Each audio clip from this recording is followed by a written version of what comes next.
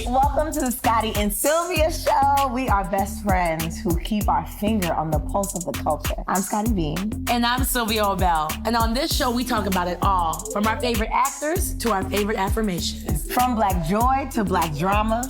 And just a sprinkle of Caucasian chaos every now and again. Welcome to the Scottie and Sylvia show, where we speak our minds like it's our full-time job and have so much fun doing it. I'm Scottie Beam, a person who is about to stand in front of HBO Max because how dare you? How dare you?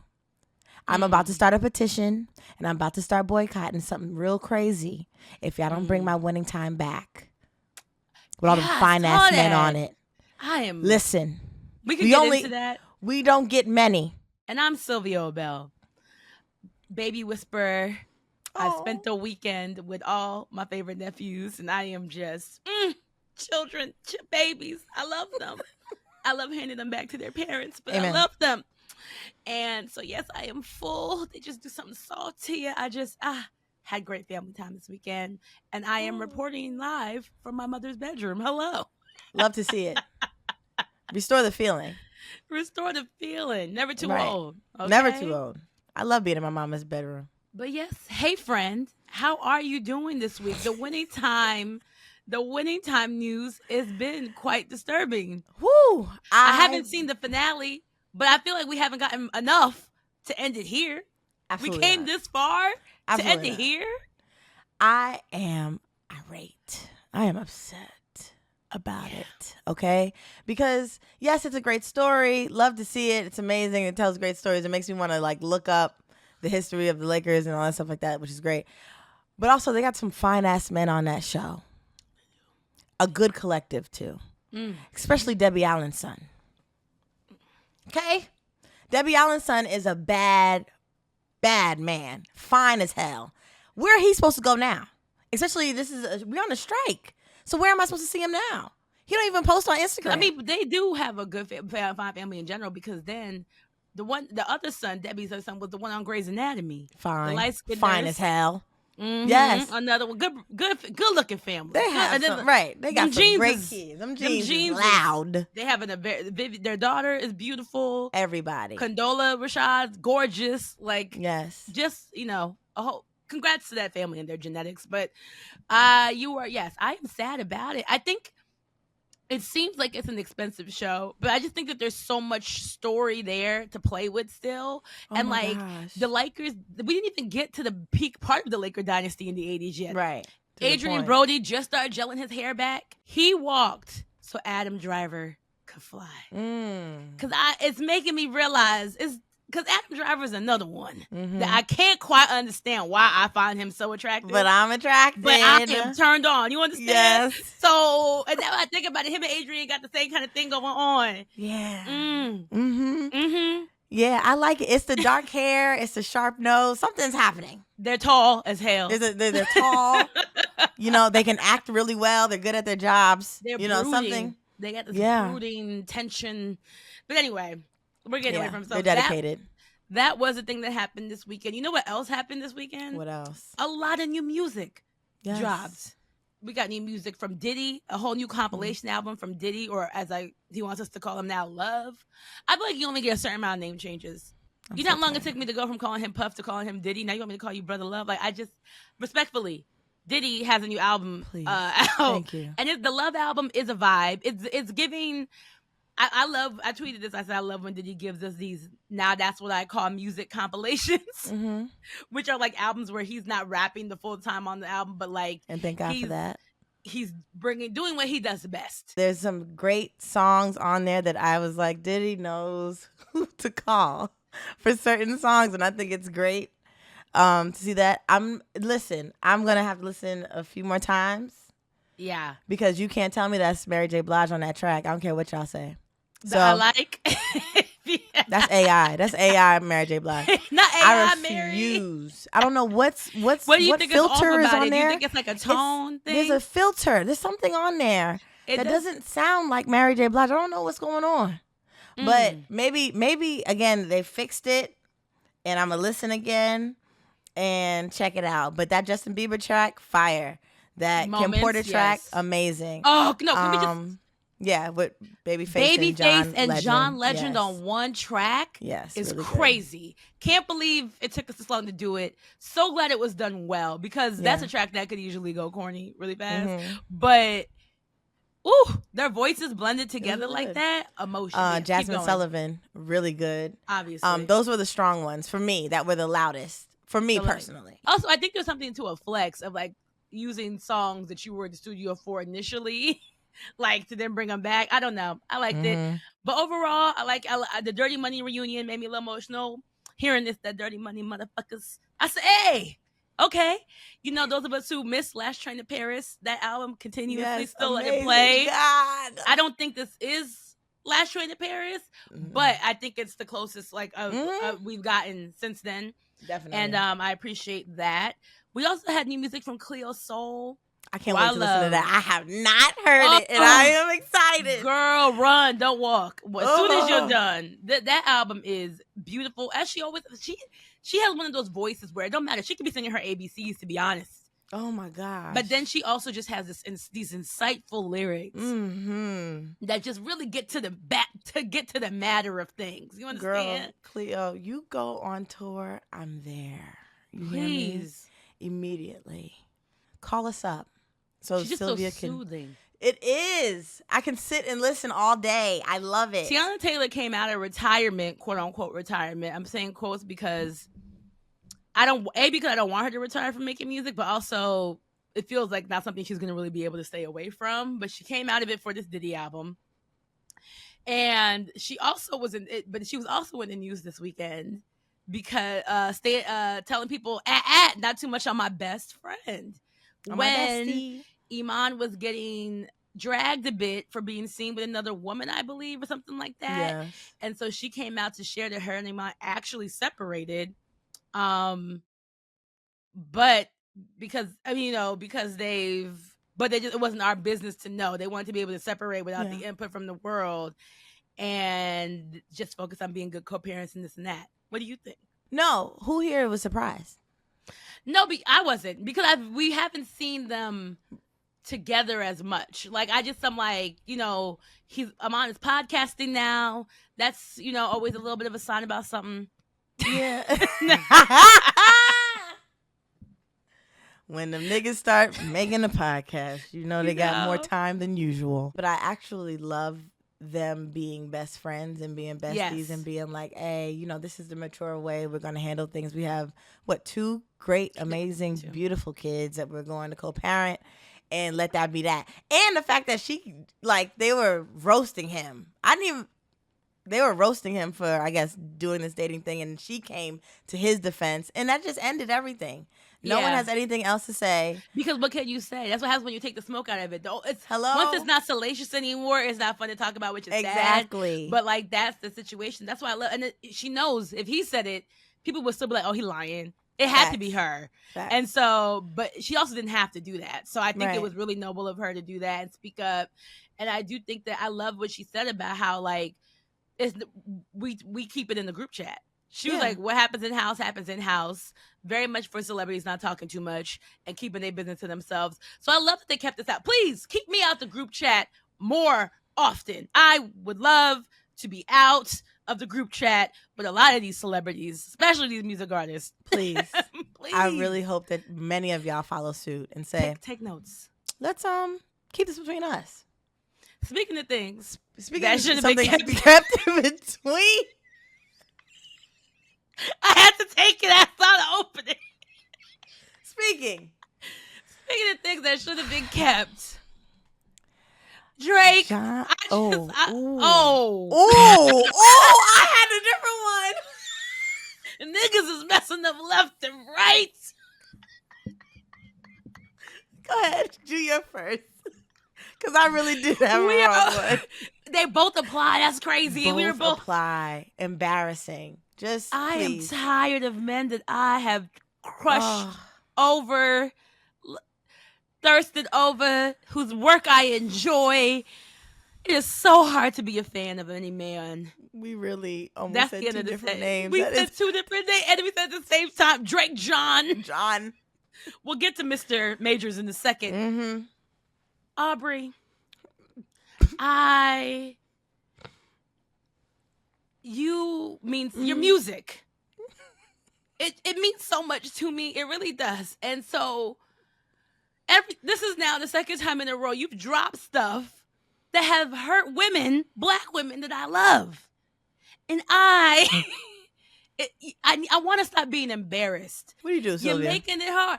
He put out, him and SZA put out a new single, Slime You Out. Yeah. I cannot say it.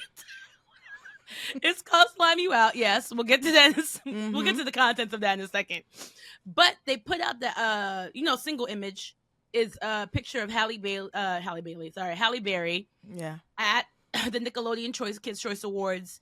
Back in the day, they used to slime people in the audience. That's when we were really having fun and the celebrities were getting down and dirty with us. And so for me, I thought to myself, and it was before we knew the name of it, the song. Mm-hmm. And so I said, okay, Drake and SZA are exes. They've dated. They both tend to do complicated love songs. It's complicated dating shit. Halle has obviously had a torrid love life. And so I thought it was hinting towards things, but I also was saying, ooh, I hope they asked. I literally said in my group chat, hope Halle gave them permission for this because it's indicating that they may be talking about dating being hard, love life being hard, and to implicate her in that feels like something I would hope. She said, sure. Not only did she not say sure, but she tried to hit it. Halle tried to be classy about it. And I said, wow, Halle, same. I am standing here with you with that. And, the Drake fans came at her saying she was being, overreacting. She was being too sensitive just because he used her photo. They thought that Halle, Oscar-winning actress, should be honored or something. Right. And so then she had to come out and tell the Hollywood Reporter, okay, I was trying to keep it cute, but now, not only did he not, I said no. Not only did I said no when he asked me if he could use the picture, and he used it anyway. Now I hope Drake says something or either replaces or did he take it down? Did he take down the photo on his Instagram at least? I would be devastated.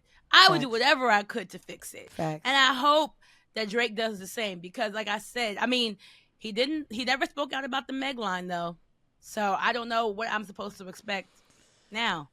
So, I just know that I am tired because I love this man's music and I would just, being a hip hop fan in general as a woman, we already know that's a difficult life. But I'm just, there's just things that can be avoided. I'm already overlooking the misogyny in the lyrics. Can we just at least get women's permission to use their image? To use their face and their name or their likeness? Name and anything. Can we not make jokes about violent acts against them? Just the small things. I don't know. Maybe I'm asking too much. I'm sure y'all will tell me. Obviously. Clearly. Clearly. So, but, yeah. Well, speaking of embarrassing, the list goes on. The hits keep coming. For real. Jonathan Majors. Baby. His PR team, of course, sent TMZ a nice little video the day before his domestic violence case that's about to, I guess, go to court right now, right? It's his hearing the next day. And Jonathan Majors was outside of a burger joint where he had seen two teenage girls fighting each other. And in the video, Jonathan Majors gets in between the girls and he puts his hands out, like, beat it. And basically is like, come on, no. And by the way that Jonathan Majors dress, y'all know he looks like Frankie Lyman. Like, he looks fucking like Otis Redding. Yes. Looks just... Heary. Extra. Get your paper. Right. It is just that. And the fact that no one... The video was like, oh, break it up, whatever. And he's like, it's not worth it. Violence is not the answer. It just it looks so fake. I have so many questions. But it's the fact that no one bought it. Not a soul. As soon as it came out, I read every single quote, retweet, response, I have literally scoured Twitter for an hour to see if anybody said, wow, Jonathan Majors. Whoa. Good for you. Way to help the youth. Way to help. See, I knew he was against violence. Like, no one said anything. And for you, the PR people, to think this was a good idea right now is insane. It would be actually so funny if this was something that just happened. That just happened. Because nobody believes that it did. That Jonathan was like, damn, that's the last time I bring up my that's high crazy. school. I'm never bringing up a fight. Because why was he at the high school? Why, was he just walking down the street? It was a burger joint. Yeah. I mean, well, why was he there? Was he getting a burger? He was getting a burger. Was he just walking down the street? But my question is like, then we got more questions. I thought he was vegan, so why was he at the burger joint? But where were you? And like the way that he was dressed, it just, so then what's the tweet they said? No, Sylvia? The way that Jonathan dresses is so out of line. And the tweet that whichever one of y'all's cousins tweeted, them kids must have thought that Jonathan was a time traveler. Because he did. Because they said that them kids was like, who's Pop from 17 again pulling up on us like this? Why is he dressed? For real. It was insane. Because I was like, this looks crazy. Why does he dress like a runaway slave? I can't figure it out. Always. Why is the aesthetic runaway? Like every time. Everything that he wears. And it's wrinkly runaway. Like baggy, it gives you ill-tailored. Baggy, wrinkly. A little dusty. A little like dingy. And it's like, I don't know if you're trying to seem more authentic, real, this is just your thing. But it's such a shame because that body deserves well-tailored clothes. For real. Because we've seen it in some well-tailored. Hey, enough. Okay, sorry. You can't do it. Almost got lost. My point here lost it. My point here is the jokes have been on point. Man, and that is the only reason funny. I'm glad that this happened, because the way I got my laughs off. So yeah, Jonathan, I don't know, baby. I don't know what you thought that was gonna do, but it didn't. Yeah. Whatever you thought it was gonna do, it didn't. It didn't do it at all. And honey, and if it was authentic and genuine, it really didn't backfire because right.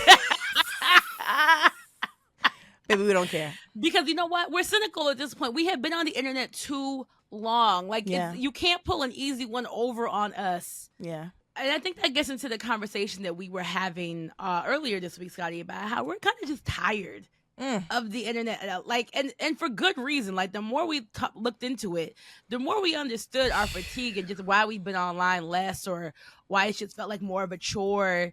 We're fatigued. So let's talk more about it. Let's get into it. Let's get into it.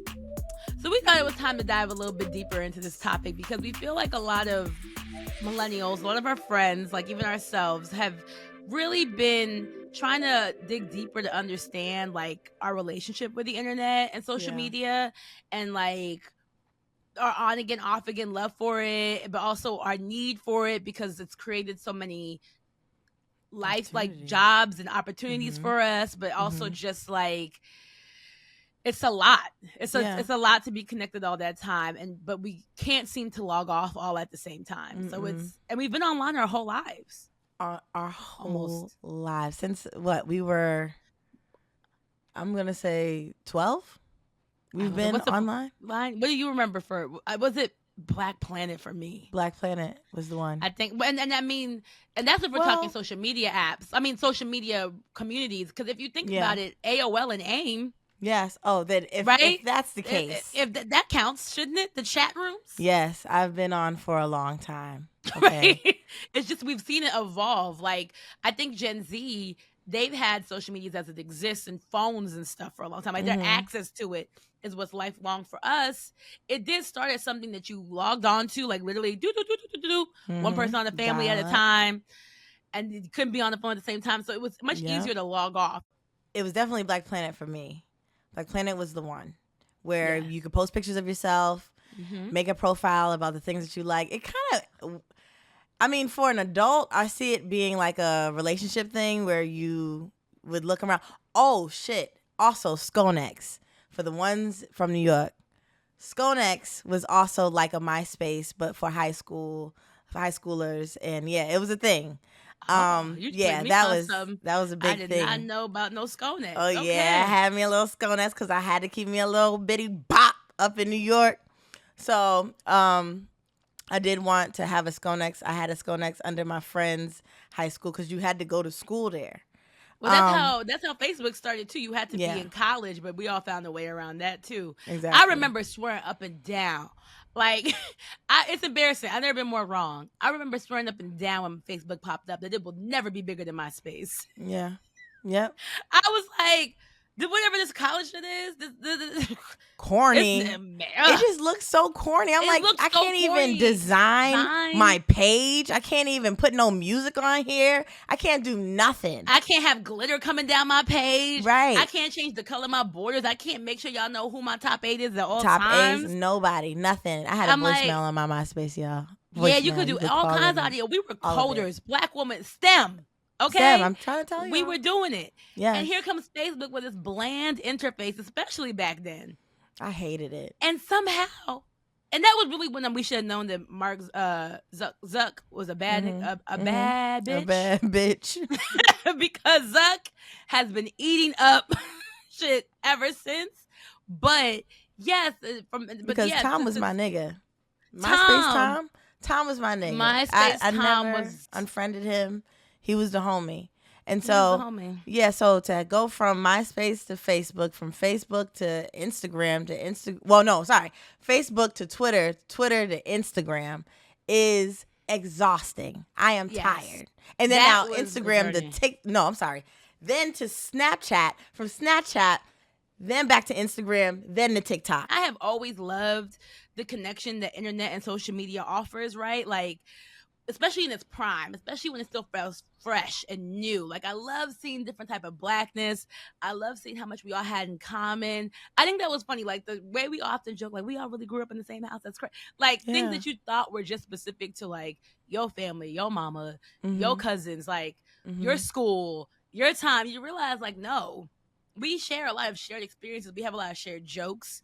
We have a shared culture. It made the culture that they've tried to erase or diversify, like, really show us, like, no, Black culture is a real evident thing. And I think social media really illustrated that and gave us power in a lot of ways. Like, but through connection, especially, and I say that as somebody who, like, lives alone, you know what I mean? Yeah. Like, it's like, especially during the lockdown, to not, like, to, yes, you have people you can call and stuff, but the burdenless access to contact, something about that, like, I don't have to, like, actually call a specific person or feel like I'm taking up somebody's time.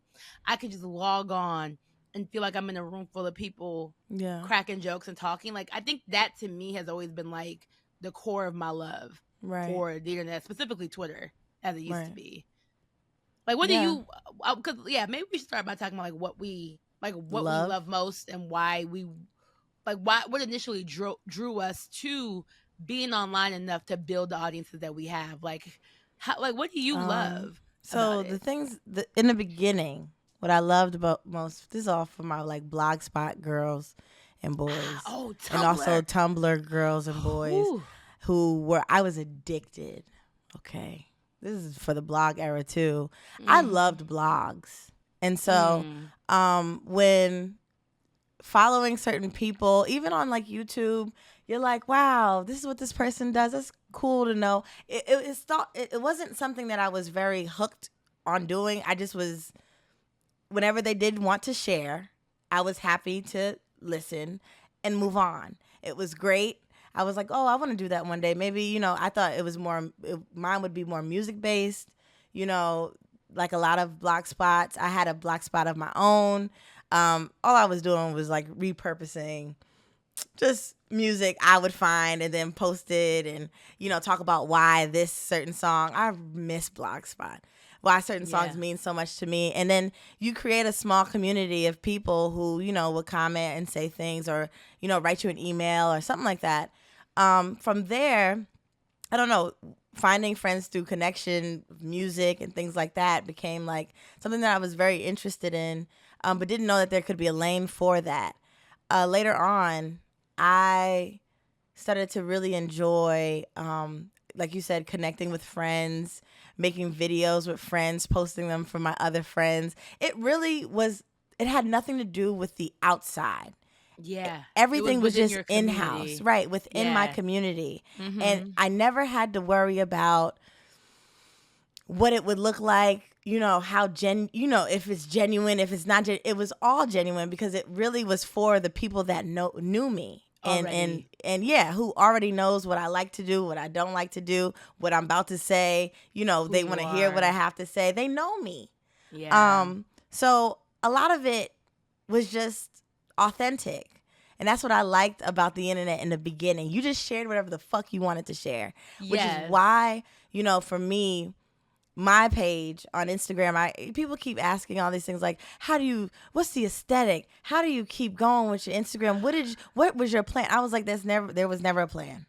I was just posting for myself and people like me. Whoever followed me and was like, oh, I can relate with Scottie, cool. Then that's why I did it. I had a great time posting. I had a great time reading the comments of people who like also shared stories with me or shared similar songs. So as the followers grew, I didn't think much of it, just more people that, who relate to me. I think you brought up such a good point where it was like, initially our Twitters, our Instagrams were places for our friends who already knew us. Yeah. And I think that's so much of the frustration with like having to like defend who you are, defend your intentions, defend because that's not how it started. It's not. It was really just, people were attracted to Right. our thoughts, what we were doing. I think for me it was live tweeting shows was really kind of where I started to my network expanded past people who knew me. Like Scandal was a big one. Yeah. Everybody, appointment TGIT,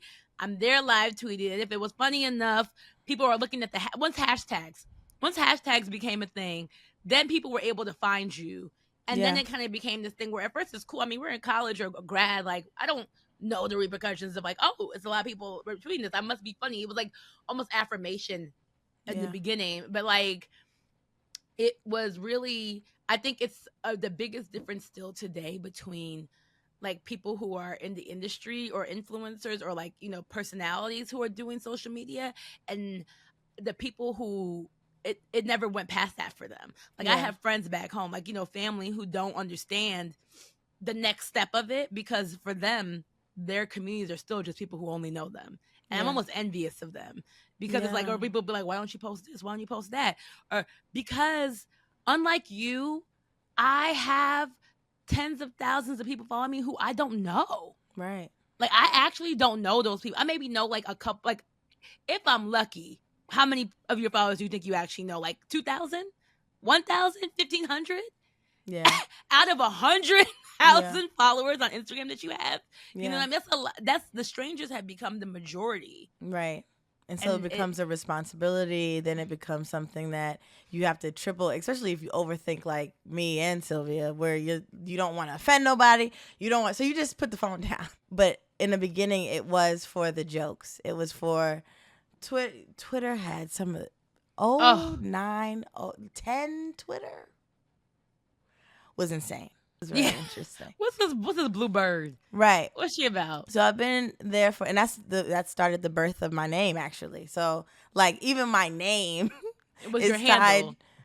Was from Twitter. Me and Nicki Minaj album. So that's how it starts. Can you get you want to guess what my handle was before I changed it to my name? All right, what was it, please? Please. It was named after my Tumblr blog. From college. What was it, Sylvia? Young, Black, and Fancy. I know that's right. Young Black, and Fancy. Young, Y-N-G. Of course. Obviously. Black, of course. B-O-K. Okay. And Fancy. That was my Tumblr. I think it was because I liked the Fancy Dream song. The Dream song, Fancy. And then there was like... that all I do is ride around and Bentley. Like the music back then was like fancy. You fancy, huh? Like it was a whole adjective at the time. Gosh, but so like it was like my black girl space. It's always been like a little black girl space, but I switched it to Sylvia Bell right in time. Because then I think to your point, at a certain point we realized, like, really upon graduation, more so as we were entering the workforce, that Twitter, the social media, was going from being this personal space to something we had to watch ourselves on, Yeah. because now jobs were here, Yeah. hiring people were here, Yeah. and it's like you have to be on your P's and Q's, and like we were watching the safe space evaporate in front of us, where suddenly now I got to use this in a professional manner.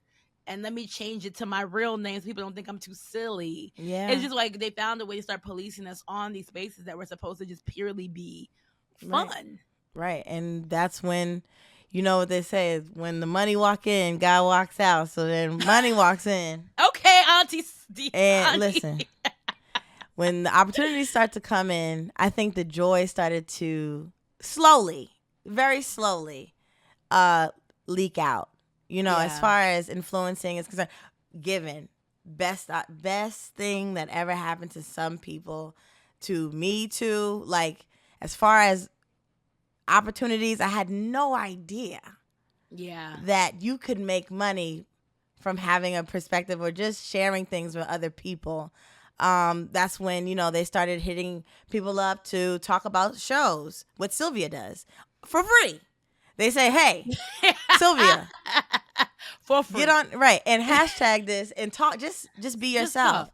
And this was the beginning when you could actually be yourself. There was no write it for approval. It was, hey, just be you, hashtag call it a day. It was just it was the wild, wild west. Literally, we were on the frontier. Like leading, like making it up, making up the rates too, just making it up. I don't know. Your online presence, it started as talking about like influencing, or did you find like when you were at Hot 97, like using it to just build an audience and like expand your platform or your reach as somebody who was working there and like with music? Yeah, no, it was stuff to expand. When I was doing Hot 97, I had made it my mission to make sure that I was doing other stuff. So when that job ended, I wanted to be seen anywhere, you know, working, doing anything, working. Like, I wanted to work all the time. So when I wasn't doing Hot 97, I was working at Vinnie Styles in Brooklyn. So I would be seen there, you know, folding clothes, talking about certain pieces that are here. So then people are like, oh, she's into shoes and sneakers too. Yes, I am. I also am into concerts. I was show running, just a runner, running artists from here to there, but taking pictures of the concerts, videos of the concerts. I was just making sure that I was working anywhere I could be there. So I think when people started to catch on, like, Scotty's always around. Scottie is here, always in music. She obviously loves it. Let me hit her up to see if she would be against hosting a thing. So that's how it started for me as far as influencing and people reaching out to me. And your audience growing. Do you feel like there was a moment where you were like, oh, shoot, like where you were like, I do not have a this moment. took me, like it was you think it was like a buildup of many moments, like many different things led to the audience growing, like where I wanted the content to be good and I wanted to keep working. And I think those are the two things. Wanting to keep working was the driving force. Right. For me so too. I never had time to be present in the whole like, whoa, this is great. I think the only time that was like, whoa, was when I quit Hot 97 and it was a thing. And that's when I was like, oh, people ride with me. That's when you were like, oh, people rock with me. I was like, oh, just people know me for, like, people know me. Like, that's crazy. I really had no idea. Yeah. I guess the impact that me quitting would do for other people. So what that's year was when that?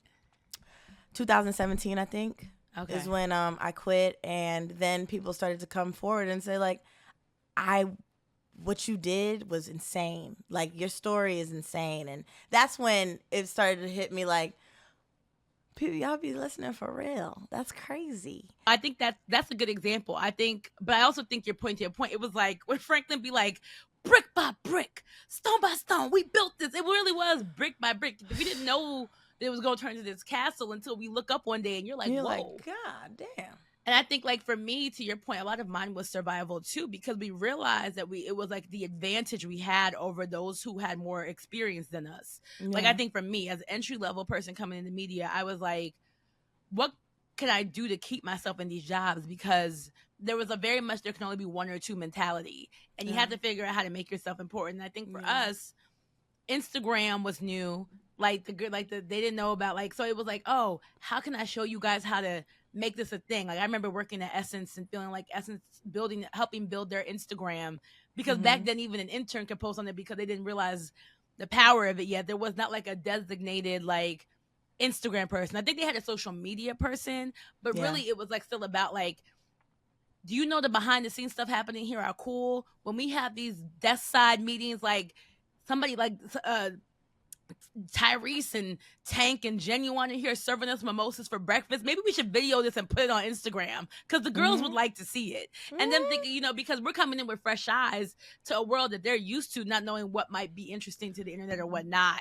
And I think like that really gave a lot of us an advantage where we were like, no, we should be having the Tuesday like weekly chat on Twitter. No, we should be posting this type of stuff on Instagram, like, and using it to get a leg up at work and a leg up at work. And then when I was at BuzzFeed, it was such a company of the internet that instead of feeling like I was at the forefront of it, I feel like that's the company that made me take my social media to the next level, because I learned so much there as far as like how to, like, so much of their content was based on like how to go viral, how to get a bunch of people to be seen in your work, like how to, like, what works on the internet, what doesn't. It was almost like an experimental lab, especially back in like 2015. It was very much just like what's what. And so I found myself, you know, writing these stories, putting these things out, and people relating to them in a way where it was like, then I was getting more and more followers. Black China was probably when I was like, whoa, because I'd never done a story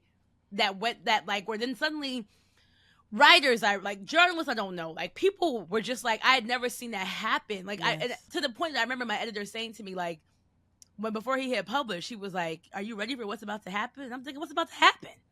It's this white man, Isaac, shout out to Isaac. He was like, I was like, what could you possibly mean? I literally hit publish and went on a walk, because I remember thinking to myself, I just spent 10 to 12 days dying over this story that nobody's gonna read. Hopefully they don't hate me, because, you know, the Kardashians were such a force. I was afraid the white women were gonna come for me. Right. And I was like, whatever. I came back into the office from my lunch break, and everybody was like it happened that fast. And I remember being like, what is like, that can happen? And I mean, and what a year, because then things were going what a year to start to have a presence online, because then everything was and it was before, it was like in the, you know, it was before summer. I think it was in the spring. So it was like before the election for sure. You know what I mean? And so like, and then it comes this whole thing where it's like, okay, now you have this platform. What are you going to do with it? How are you going to keep it up? And I think that that's something that people think about now. But at the time, that's when I was like, oh, I don't like this part. Like, I don't like feeling like I have to find ways to top this. Like, or can it just be something that happened? And I'm cool if it doesn't happen again. Right. But I think the problem is so many people, once they got that taste of going viral, or once they got that taste of being popular, it became a drug. They are hooked. It's an addictive thing. I've seen some people like fall hard because they decide that they want to spend their whole career trying to go viral. And so, like, that's another thing that's never been a thing for me. It's never been important. Yeah, because you also, when you try is when it doesn't happen. It's always the tweets I don't expect to go viral that go viral. Exactly. and I hate when shit go viral now, because it won't. Because you know what's crazy, and it's unrelated, but if you tweet, right, and people start to have fun with it, right, it's good, and then there's a certain amount. Remember, when it gets to the next stratosphere, it's like it gets terrifying. Universe, people who love it, and then people who are mad to see this many people love or agree. And agents of chaos come in. That's when shit gets dark. And it's like, when I hit the mute button. Yeah. I said, mute it. I'm not doing it. That's the thing. And so it's a gift and a curse, because like you said, it's done so much for our careers. Obviously, it's such an equalizer in a sense where, especially for creatives, it removed that wall like you could get to an audience and that audience can say, these people deserve to be in these spaces. We Right. want to see these people here. And Right. it gave us that type of equalizing power that I think was especially important for minorities who Yeah. are always struggling with that glass ceiling. And then also access to more money than we Yeah. could have made, because I remember I didn't. And then also there was the battle of companies trying to control how much money you could make on the side from social media. I remember that being a battle too, where it was like, you have to get your job's permission to do these brand things, and that whole war of an era, boy. Let me tell you something. The people that were not making money from influencing at Mad Hot about it. 97 were the biggest fucking haters to ever exist. And that's, I'm sure that's at any place. Yeah, no, They are the all of them. biggest fucking haters ever, and would do anything to make sure that you have to either pick or let them know what you're doing. No, absolutely not. And so I think that also was one of my driving forces with like just wanting to do whatever I wanted to do. I was tired of having to explain what I'm doing. When posting, I never really had an issue until like now, where it's just much harder for me to give a fuck. I am exhausted from influencing in some ways, because I think a lot of these brands have actually latched on to trying to control what you are thinking, what your review will be, what you have to say. There is a bunch of approval. I need to see it. I want you to say it this way. Can you not speak about this? Well, if you have me talking about political issues, why is it that I can't talk about Trump? Why is it I can't talk about there are certain things that happen in brands now that I'm like, you guys have to just completely. They forgot the whole reason. They lost the plot. Right. They lost, like, the reason you are hiring somebody like me or like is because you know that this is what we do. Right. So why then try to dim our, like, not you trying to dim my light. Right. That's crazy, because I thought you hired me because my light was bright. Right. You don't want to influencer. You want a puppet. And I'm not that. You want my audience. You want me to be an ad. Literally. Like, you want to be able to write the copy and have my platform. Right. And you eliminate me from the process. Right. But taking the humanity out of social media is where the problem fully began. Boom. Because it's literally, we have forgotten, this is not just one billboard. This is not like Sunset Boulevard where you're driving down your timeline and seeing one advertisement after the next. We were here for the jokes, the personality, the salaciousness. Yes, it should be a bit spicy. That's what gets the girls going. Yes. And then you remove all the spice from the tweet and wonder why it's not going viral. Now it's the influencer's fault that they didn't give you the numbers you wanted, even though it's because you whitewashed their content. And that's I remember the first time I remember live tweeting was definitely the earliest ways in which I was getting paid on Twitter, because I just couldn't even believe that I would get paid a couple hundred and then a couple thousand per tweet. I was like, what? But then it stopped being fun when people wanted to see my tweets beforehand. It's called live tweeting. Hate that. So now I gotta live tweet with myself. Like, I gotta watch it before anyone else watches it. And then send you those, and then you tell me which ones you like and you don't like. Which takes out also the interacting in the community of people. That's the reason why you live tweet, because you want to talk to other people who are watching it. I never understand. I hate that. That is one of my icks of the influencing world. It's the approval period. The approval period has gotten out of hand. It's got out of hand. And I hope the marketing teams who are listening understand. And that's why I think so many of us are trying to shift back to getting that old feeling back. Right. Like, they want that old thing back. We want that old aesthetic. Like, forget aesthetic. I'm just going to post what I want to post. You know what I mean? Like, I just want to be vibes. I think that's like, even what, and there's just so many changes being made to these social media apps. And then also the appetite, that type of, the appetite that creates from followers, where suddenly somebody's influencing and they may tell you things here and there, and then you feel an entitlement to know everything baby. Like you get lost in realizing what is working, what's not. Like, we also want to come online for the vibes. We want to come have fun. We want to just like toss a thing up and go. Hear me when I say, it is nobody's job to break down their look head to toe every time they post something. Let me have a fucking choice, please.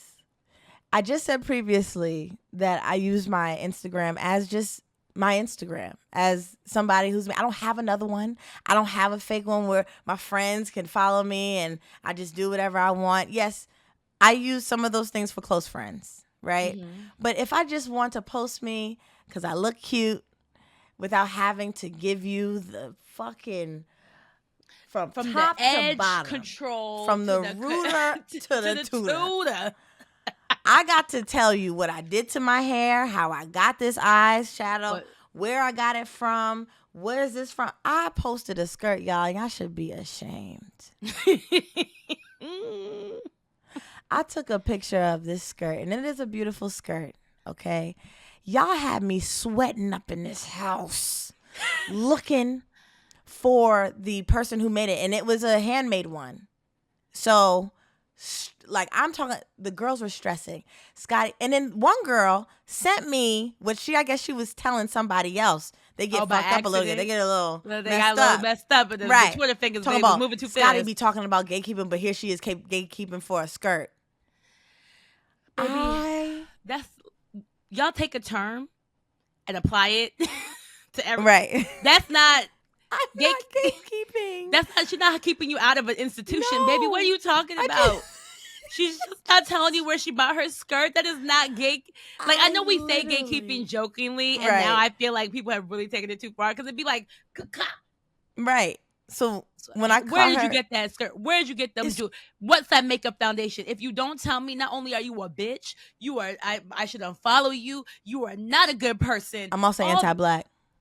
So I'm anti-black. I'm anti-black. All because I didn't. Because I think each person who sends it thinks that they're the only one. Perhaps. Like you have to think of these people as full humans, full people. That's why I sometimes often like will check the unread messages folder like once a month, if that, because I don't always have the time to then deal with all the energy that's in there. That comes with the fatigue of it, and then you're wondering why your favorite girls don't post as much as they used to. Question, Sylvia, because I know Gabby had asked this question, our producer, but I wanted to talk about that. Have you ever taken a break on social media? No. I have never taken a break. I don't feel like I can. Like, I would love to. I get jealous when the people say they do. I wish I would stop announcing it so much, but I get jealous. Right. It's nobody's business, baby. It's go. Please. Right. This is going to be this whole diatribe. Right. But I wish I could take a break. Like, when the girls be like, I've been offline since January, and it's like midsummer, and they're like, oh, I've been just, I have such clarity, mind. I'm like envious. I'm like, what is that like? Tell those of us who are chained. Right. I always have to post my work on social. Always. I always have to post some type of promotion for what I'm doing. We make money based on, like, sometimes if you have partnership deals where you have to do that too. And then because you don't want your grid or your timeline to just only look like sponsorship after sponsorship after sponsorship, you have to be there to fill in the between times too. Yeah. So no.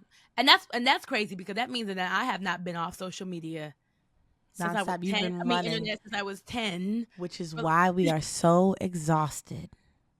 How about you? Have you ever taken a break? I have never in my life taken a break. I cannot even. I can't afford to do it. All All my life. I had to fight because that list that Sylvia said, and on top of that, your insights. You don't want them to drop. You want them to keep at least steady. You know what I'm saying? You care about these things, unfortunately. So especially when you have a podcast, anything, you just have to make sure that you are on top at all times, or just somewhat relevant on social media. So I have never, and I wish to God there was a certain era that I wish that I was off of it. But I would love to take a break, but I don't think that's necessary. I've done like a day break, like where I said I am not posting anything. I don't know if that counts. Okay. I have tried though. I've done weekends. I've tried to do weekends here and there. I'm not going to go online this weekend. Have I done a weekend? Damn. No, I don't think I've ever done a weekend. Maybe a day. I've done a day where there's a day like there's times when people give it up for Lent. Every Lent, I think to myself, "Oh, I wish I could give up social media for Lent." but I can't be gone for that long. And I think that's also why we feel the fatigue or the pressure when new platforms keep popping up to be a part of it, to claim our usernames, to start to feel like maybe I need to grow an audience. Because we also know that your best chance to grow quickly is in the beginning of any app. That's why I'm going to ask you, when did you realize you were getting old and were no longer the newest kid on the block on the internet? Because for me, it was definitely Snapchat. When Snapchat popped up and I opened that app and there was no instructions, like the kids just somehow just knew magically where everything was. Like the icons weren't even like, there was no text. Really? It was like buttons.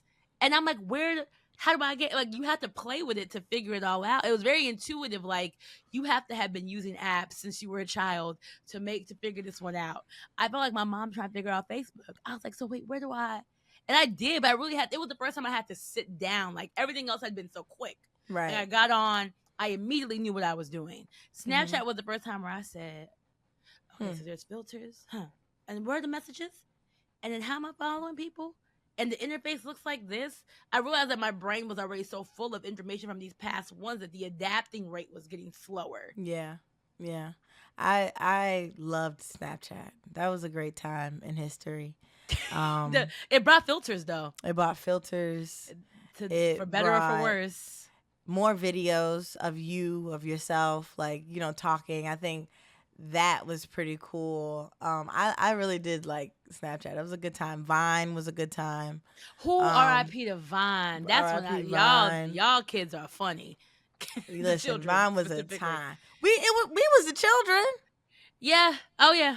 That's how long ago it was, huh? We was the children. But I mean, like the babies, the girls, like. I ain't do it for the. I ain't gonna do it. Like the kids, those they girls, had me cracking those up. babies are they're grown now, but it's. I think for me, it's when Twitter.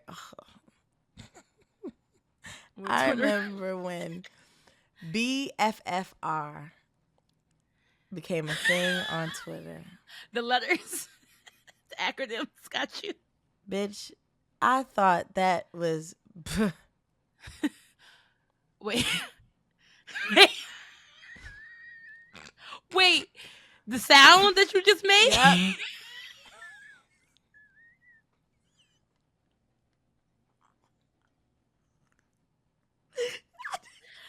I was waiting for you to say. I thought it was like what? A bloop, like like bloop or whatever, like a noise, like roll their arm. Oomph, right, oomph, or or something. I'm like, why is it in capital? I said, this is. I don't know what this means, and I'm like, boof, boof, boof, and I'm making the noise out loud as I'm reading it. And I'm like, what the fuck are they saying? And some of the be fucking for real. For real. And I said, wow, got it, understood. That I use now all the time. But it's a good one. But yeah, it's a great one. The letters were definitely a moment because they kept getting longer and longer. Yes. For me, I didn't think it was a sound, but I didn't know what it was. I was like BFF forever? Oof. Best friends forever? Right. What the fuck are you saying? Like, so that kind of stuff. And then I want Twitter, please, Elon, I know, fuck you. It's always been fuck you. But if you are somehow listening to this, we hope I want to make sure that you understand. I would like to set my demo to 30-year-olds plus. That's the feature you want? That's the feature I want. That's it. Set it up. 30 and up. 30 and up. I don't want to see no 20-year-olds no more. And what they be saying. Can they see your tweets? They can see your tweets. You just want to see theirs. They can see my tweets. I just don't want to see theirs. Because they're always, and it's funny as fuck, always, but it's like, damn. Like, they really be laughing at us dressing the way that we dress. Like, talking about, they posted a picture of Soulja Boy and was like, y'all niggas was really out here looking like that? And I'm like, we're 10 years away from that coming back, but I digress. Hey, hello. But until that day happens, they can kiki all they want. You understand? They laugh at us like we Jonathan Majors. That's right. Crazy. They are laughing. Y'all had ringtones. Why? Like, things like Maybe that. I wanted to hear the song, bitch. How about that? Here's the thing. I'm not against ringtones now. I would like to walk us back to some of the simpler days. Like, I would like to perhaps click Instagram and see people I actually follow. Yep. instead of having to do an extra step to find the people that I follow. Like, because you can do that, but you got to click on the Instagram name, go down, following. No, nigga, I follow for a reason. These are the people I want to see. I don't want to see suggested people. And the suggested people should not be there more. That's what the Explore page is for. I have the Explore page if I want to go exploring. Twitter is my favorite app, so the Elon thing really hurts deep. It was its own place, and now you take a household name. Tweet was even put in the dictionary, and now you want to change that to X? Yeah. And you want to say post instead of tweet? I know we used to joke that we couldn't believe that Twitter was still free. It's free. But we didn't mean that you should start charging for it. Like, Absolutely that's not. You're going to try to limit how many tweets I'm seeing a day or posting a day? Be for real. You want to limit how many DMs I'm doing? Like, what is this? It's giving dictatorship. I was like, I'm going from a democracy to like a dictatorship country. I don't know what that's about. So it's just, to me, getting on TikTok feels like when our parents got on Instagram a little bit. I'm like, please get off here. Jesus. But because they had already taken over Facebook and we left it to them and said, have it. Y'all can have Facebook. Right, because y'all wasn't even on here like that. This was now all of a sudden, everybody on here. Cool. Gone. Then y'all wanted to come over to Instagram too, where I really like to cut up and be ratchet. And then y'all wanted to come to Twitter where I like to talk about y'all behind y'all back. That's why I love close friends. That's why I love Twitter Circle. Yeah. Because I think that not just trying to avoid, I won't make it seem like I'm just trying to avoid family, but I mean to say like getting back to being able to control who sees your stuff, because we don't all have the privilege of being able to make our page private. Well, for me, it really is controlling my controlling what my family can see. So I mean, no, that's a part of it. I'm saying 100%. I'm saying it's not the only reason. Yeah, no, I just want my family to understand that it's that. Okay, you're never going to be added to that. You're never going to be added to that. And as somebody who had her phone turned off just because I blocked my mother on Facebook, wow. Yeah, that's my college. Level of petty. That's my level of petty. Oh, I'm not gonna hold you because she kept. That's the thing. You was never on Facebook like this. Why now you here? on Facebook while I'm in college? Of course, it's gonna be a drink in my hand one time or whatever it is. She's like, you know that you shouldn't have. So she called me one day. I said, I heard you. Homegirl didn't see no more pictures. She was like, what's going on? She asked my brother, who's the biggest snitch, was like, oh, well, I see Deani on here. Deani's fine. And so she's like, oh, she snitch? Blocked me. Oh, that little girl thinks she's like, I got something for that Turn the phone off. Turn it off. And she said, since you want to block me on Facebook, I'm going to block you from using your phone. We could do both. It's nothing.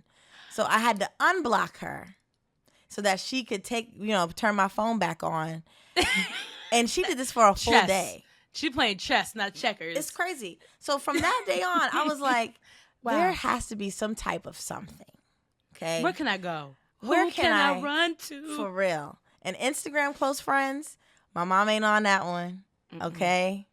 I love you, Mom, that you're not on that one. I love you, Mom, and you're also not on that one. Yes, my sibling is on it. Yes, my siblings are on there. Nobody, no family members. It's a family free zone I'm for only me. The only reason why I put them in cousins. No cousins in there. But my siblings is because I too am nosy and I need to know what the fuck you're doing. Okay, and if you say to me and you try to be petty and you be like, oh, you don't put me in close friends, I need to know what's going on. I love close friends. I love it. I love it. I love it. I wish I could make separate close friends. Ooh, like group chats. Yeah, but I think the reason why we like close friends in Twitter Circle is because then we don't have to say it multiple times to the same different group chats. Right. Put it there, but there's some things that some people do know, and then some people don't know. You know what I'm saying? There's some things I want to share. You got too many secrets. Are you part of the close friends? Like, what I think that close friend people can make their close friends what they want, but a lot of people put the pressure, like if it ain't nasty, if it ain't X-rated, if it ain't your titties, don't post it. And I'm like, whoa. Like, what do you mean you only want to see half naked pictures on close friends? Like, that's not. Go to OnlyFans for that. Why am I giving random niggas access to that? Is what I'm saying. Like, why am I doing that? Now, have I shaked my ass a little bit on the Insta stories? Sure. Guilty. All right. But you mean to tell me my close friend is supposed to be dedicated to random niggas Just that? just for you? Absolutely not. There actually are no random niggas in my close friends. All my close friends are literally close friends. Like, And that's the it. last part I want to get to. I want to get to y'all and these secret relationships and how we are doing them online, because I think that's an evolution too. Yeah. Like when Instagram first started, I remember me and my boyfriend at the time were like, "What's this app?" Took a selfie. We post like literally my first Instagram picture was me and my boyfriend because we were like, "What is this place? It's only our friends." Like da da da da. When I tell you that's the last boyfriend who ever got posted on Instagram. And I posted him so much. Everywhere. Yo. Because we didn't know the implications. Yo, if you Because it takes that first breakup on Instagram to realize that then you got to figure out what to do. Never again. With all the more posts. Because even if it's not something where you're ashamed of it. All the cutesy stuff is cool. The cutesy stuff I'm cool with. If you can scroll back, and please, if you have that much time, I suggest get a therapist. But if you can scroll back all the way on my page, you will see I did not delete anything of that nigga. Nothing. Not once. Captions are still there. Everything is still there. And that's what I mean. Things have just gotten too complicated. It used to be a simpler time now, but there's just so much you have to consider at every step. And there's so many opinions about every single thing you do. And I just think we got to get that old thing back the best way we can for ourselves. So let's end this episode with this. Let's move on to some proclamations that we would like to take forward on social media. Some things that we think could maybe, just help make it a better place. Yes. Yes. Heary, heary. Gather round, all ye kings and queens, hoteps, and the like. Whatever your vices may be. Yes. Whoever you may be. We here at the Scottie and Sylvia show are here to share our latest decree about what should be going on online and what we need to stop. To remind y'all niggas how to act on these online streets, because y'all act like y'all wasn't raised right. Who raised you? I asked that too many times online. So let's just bring some decorum. Yes. To the matter. Scottie, what's our first decree? What is our first decree? The first one is bring back secrets. Okay? Bring them back. Secrets that you can tell you and your friend only through a text message or a call. You don't necessarily have to share that you've had the runs for about 3 days straight on Instagram, or take a laxative and share with people the reviews of what it does to your body. No one gives a fuck. I want some things to be secrets again. I don't want to feel like I know. Like, I want to feel like I know who I'm following, but I think we've taken that too far. Yeah. I just don't want to know what's going on inside. I'm good as far as like your bowels are concerned. Anything like that. I am personally good. What's the second one? This second one speaks to what we said in the beginning of this episode. Earlier in this episode. Stop demanding to know the details of every single thing on my body whenever I post it on social media. Okay? Mm-hmm. Know that sharing it is a choice. Mm-hmm. Not a law. Not a law at all. It's not something I have to do. It's something I am choosing to do out of the kindness of my heart, and we should move with that energy. You are not paying me to be here or to give you this information. Mm-mm. It's a free exchange. It is. So let's just operate with that volunteerism. You know the point of being a volunteer? It's voluntary. Voluntary. There it is. Number 3. Let me make this very clear. Boy, oh boy. And I hate to say it. I know. It's going to hurt a few people. Let them babies simmer, please. Let them babies have a chance to get some color, to stop looking like E.T., stop looking like they are wrinkled wallpaper. I just want them to thaw out. To thaw first. Out of the vagina. Straight, fresh out the pussy. You just can't wait. And I'm tired. Ganging. Just can't wait. Phone. Juice everywhere. And then you got the nerve in the caption say, joy of my life. The best day of my... Nigga, what? I don't want to see this. Baby on the camera like... Baby on like, nigga, can I have a moment? I just got here. Nigga, it's been a war. Do you know what's going on inside? Like, I just got out of... Can we relax, please? And then you got to I can't wait. And then for the moms, I can't wait to squeeze that poor little tiny ball of paper in a damn pumpkin suit or some shit, or like a cotton candy. Let the baby simmer. I don't mind seeing it 6 months later. I'm not making you show me like itself, like you, like its actual race. Because I don't even know what to say, Sylvia. I don't know what to say. Fresh out. The babies don't have eyelashes yet. I don't know what it is. I don't know what to say. And I don't know what it is crazy. I don't know what that is. It doesn't look cute. And I understand, oh, my baby always looked cute. I'm sure I looked crazy. I remember when DeAndre came out, he looked nuts. And we called him Mole Rat because he looked like a mole rat. DeAndre, I don't understand. I'm so sorry. I'm sorry, DeAndre. And DeAndre, you know the story. Me and my dad used to call you Mole Rat all the time because that's what it looked like. That's what I'm saying. Goodness. Let the baby thaw out just a little bit. I don't mind. I'll wait. Okay, all number right. 4, Sylvia, go ahead. Ooh, yeah. Another one that was fitting from today's conversation. Celebrities. I don't want to hear it from you. Just because you are famous, I don't know who told celebrities that they needed to now be able to speak on every topic.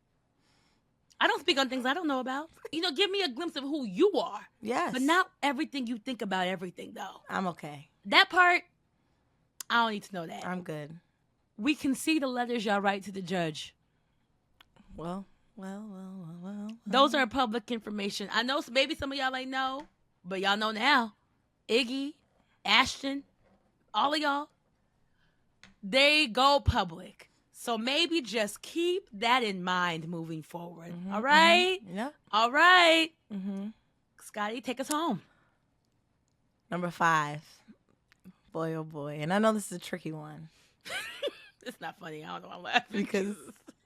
Because this grieving process is funny. It's weird to me. It was one of my close friends. I had recently just lost somebody who was very close to me. And I can't help, though, from like laughing at certain things that people post, not of my friend, but I'm thinking of other things. When I die, here's the thing. I need niggas to have some decorum. I don't want you to post a nude and to just erase or just like paint over my titties and ass and say, damn, we was just talking yesterday. I don't want that. I don't want it. Damn, we were just talking yesterday. It's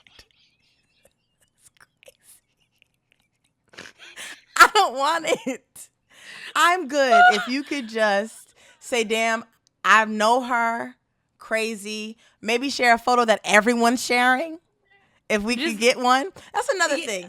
Friends. Let's touch and agree. Send nice photos. Photos. The person is gone. It is Thank tragic. you. The least you can do is remember them when they was at their best. At my best, please. I would want to be blinking or midway talking or something you just have of me. There's people that only have one photo of me because they don't know me that well, but because they want to also be within the crew of grief, which is crazy. Mm-hmm. They want to post. It's weird to be jealous of so grief. Fucking weird. Like it's a terrible position to be in. Why would you want to feign being part of hard times? Life is hard enough. Your turn will come. I promise. I don't want anything. Don't share no text. Don't share unless it's a good text that we had. I actually don't think let's just cut text for me. Cut the text in general. Like I don't want to see no text. I don't want you to tell people that you just swiped left on me on Hinge the other day. And Please. Like the sex stuff is crazy. Like, oh yeah, that nigga love to eat some ass. Like what? Damn, I lost my greatest eater today. Like, you know how crazy that is? Damn. She gave crazy head. Crazy head. May she rest in peace. May she gawk in peace, my nigga. She was fire. Like, do you know how nuts we sound? I lost my biggest eater's nuts. I have a headache. I have a headache.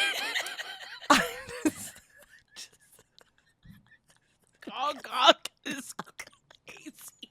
It's crazy.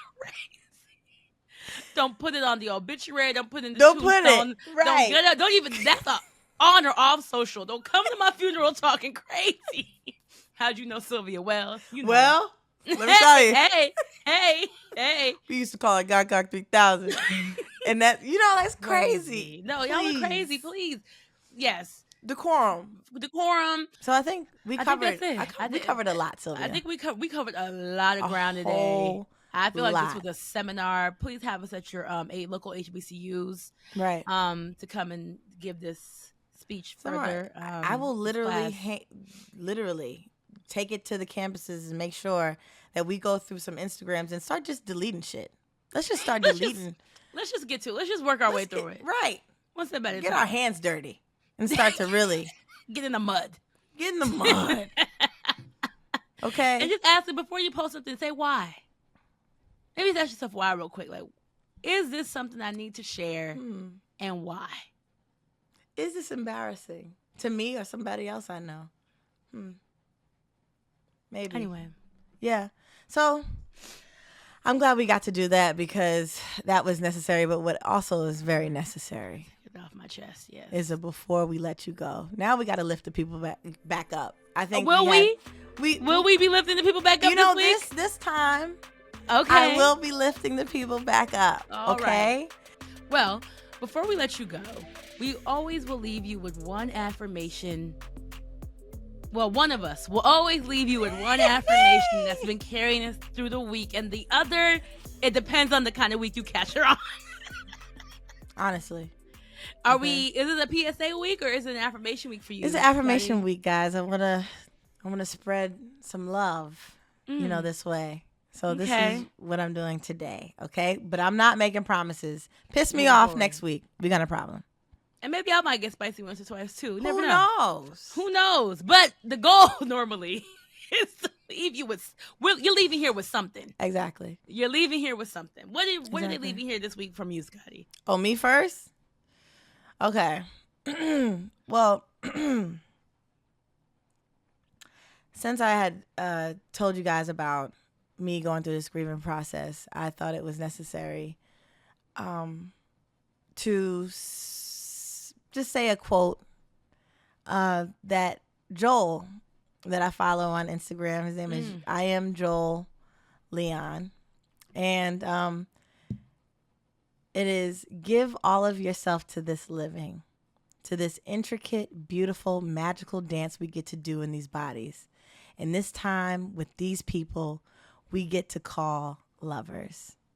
So I just wanted to make sure that, yes, bad things may be happening in your life, but you have a good life.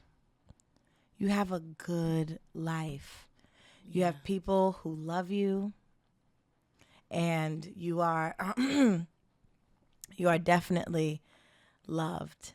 So, if you have a moment one day, today, take a moment and call somebody and just talk to them.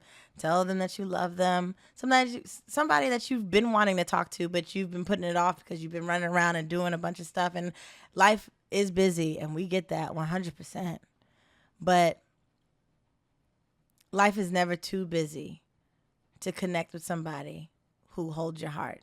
So, you just have to make sure that you do that at least sometimes to reconnect, not with just them, but with yourself and who they see you as. Because, again, we may not see ourselves as the best people sometimes. And sometimes with seeing somebody through their eyes is how you get to have a moment and say, I am a good person because this person who is incredible loves me so much. So, that's my affirmation. You have a good life, baby. Yeah. Unfortunate shit happens all the time. Grief happens all the time. But you have a good life. You have a good life. So, yeah, that's one. That's a beautiful one. And I'll just take it from there and say mine's a bit shorter, but it's about life too. And I think it's me thinking about this episode and just with social media and like what it's done to a lot of people. I want y'all to remember that it is more important to be that girl in real life than it is to be that girl online. It is more important to be that girl in real life than online. A lot of people care more about the other than how they make people feel, what their friends and family think of them, what their strangers who come across them experience through them. That you should put as much, if not more, time into honing that part of your character than you are into editing pictures of yourself or videos or whatever else. Not saying that those things are important, but it's more, don't forget all of this. If all the changes we've seen have taught you nothing else, it comes and it goes. It's not forever. Real life is forever. Well, until your day comes.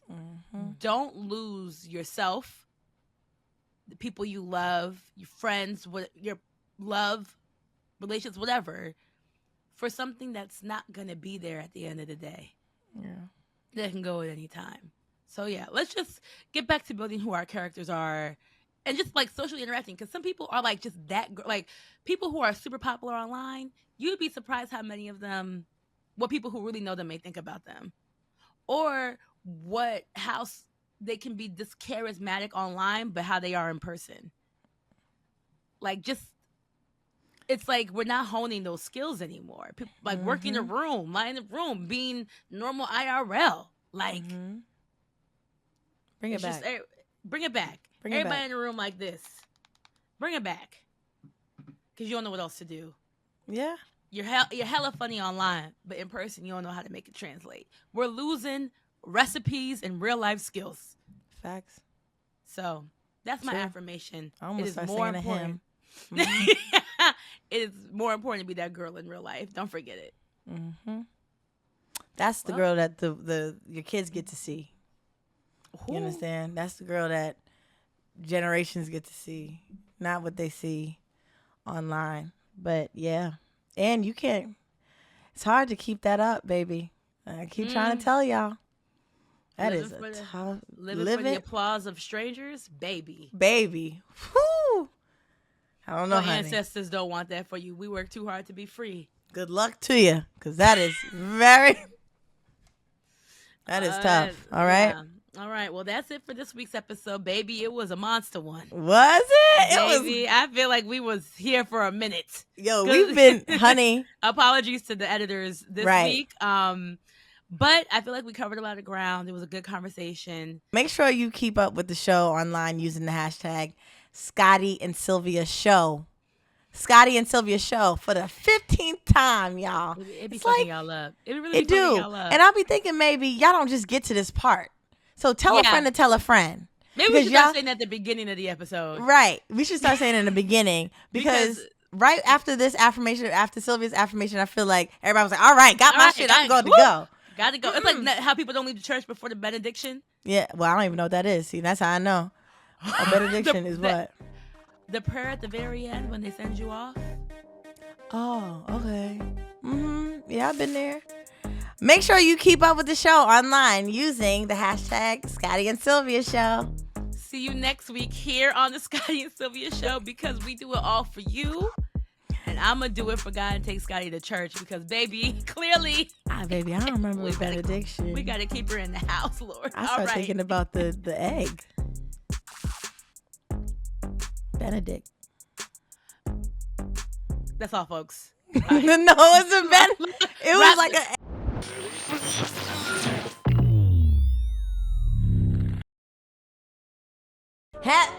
Before you move on, if you like this episode, guess what? We have more for you. Go on ahead and click on one of these videos for more Scottie and Sylvia.